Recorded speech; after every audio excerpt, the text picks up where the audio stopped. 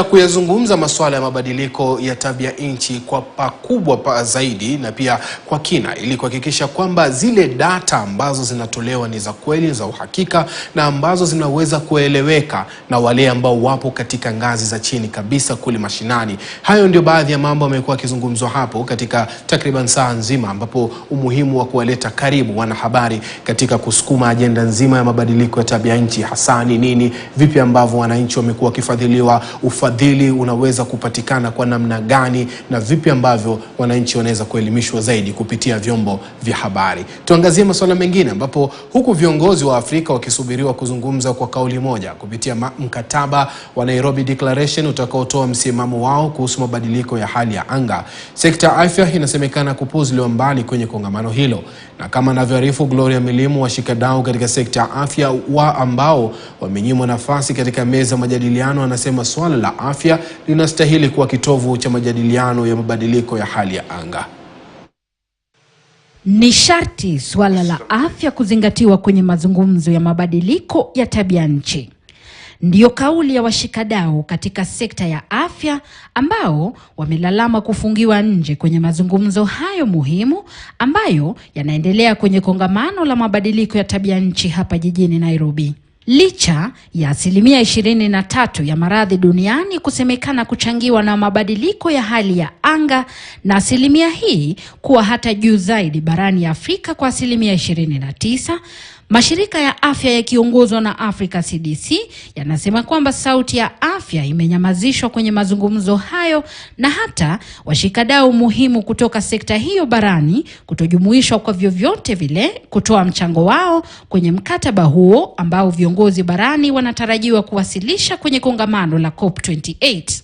Bringing the health discussion onto the agenda of the climate change platform is essential for Africa for two reasons. One is the burden of climate-related health impact is largely felt in Africa. And the second reason is we as a continent are facing much higher risks when it comes to agricultural disruption and therefore food security. So for these two reasons, we must bring the issues around health onto the discussions of climate summit, not just here on the continent, but also globally. Mashirika hayo ambayo yaliandaa mkao mbadala kujadili athari za tabia nchi kwa afya ya binadamu, wanyama na hata kwenye mifumo ya ekolojia kijumla, wanasema kwamba wakati ni sasa wa kuongea kwa vitendo na sio kutoa tu suluhu ambazo zinasalia kwenye karatasi. Prioritizing it from the need for there to be a discussion, we are prioritizing it for there to be action. And for us, if there is a discussion and there is no action, then we've not done anything.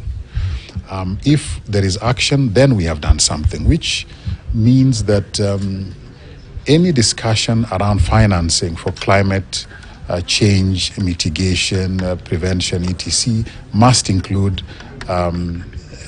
financing for health as well. Climate-related health emergencies are growing. I mean, you've seen how cholera has swept the southern and eastern parts of the continent. You're seeing drought, you're seeing malaria in places we never thought malaria would reach. We need the financing for climate change to actually address issues of climate-related health emergencies as well. Masuala kama uvamizi unaoendelea katika makazi ya wanyama unaongeza ukuaji wa virusi hatari kwa wanadamu. Mifumo ya ekolojia ambayo inaendelea kuwa chini kutokana na ukataji miti, mabadiliko kwenye kilimo na vile ongezeko la hali ya joto duniani ambayo inasababisha jua kali na ukame, na vile mafuriko makubwa miongoni mwa sababu zingine zinaendelea kuathiri binadamu na hata wanyama. Na hivyo basi ipo haja ya kuangazia masuala haya kwa kauli moja, yani one health approach kwa kimombo. Data is quite important to inform policy, preparedness and planning. in the sense that when we can predict using this methodological data, we can do things like ensure that we have sufficient resources, thinking about things like vaccines. We have a good amount of stockpiling, for example, but in the human health population as well as in the animal health population. Kadhalika, utekelezwaji wa kauli hiyo moja ya kukabiliana na maradhi yanayotishia afya ya binadamu, wanyama na vile vile mifumo ya ekolojia yanajumuisha masuala kama for a long time, the three sectors are working in silos.